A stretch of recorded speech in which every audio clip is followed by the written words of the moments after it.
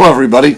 Today we're going to do part one of producing the kits for EMS, first responders.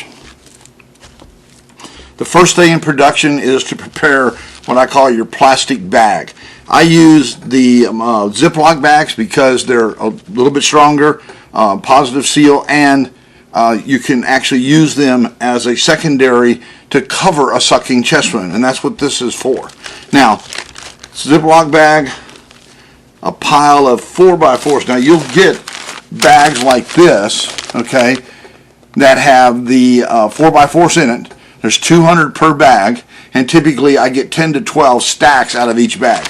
I try to get 10, but I don't always pull them out correctly. And there are two components that go in the bag. You have the bag, of course. You have a stack of 4x4s. These are non-woven, highly absorbent, and you have the Curad oil emulsion dressing, and they're 3x3s. These would be your primary coverage for a sucking chest wound. If the sucking chest wound is too big, put this on as much of it as you can, okay?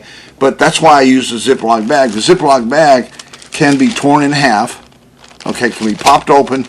It can be then torn in half, and you now have a large bandage or a large coverage that will conceal a large wound on a diaphragm or chest, front and back. And always be sure to look. If you have a wound in the front, make sure you check and make sure there's not a wound in the back. Okay? So, first thing we do is we take the 3x3 emulsion, the oil emulsions, we fold them in half, we put them with the 4x4s, we put them in the Ziploc bag, okay, and zip them up.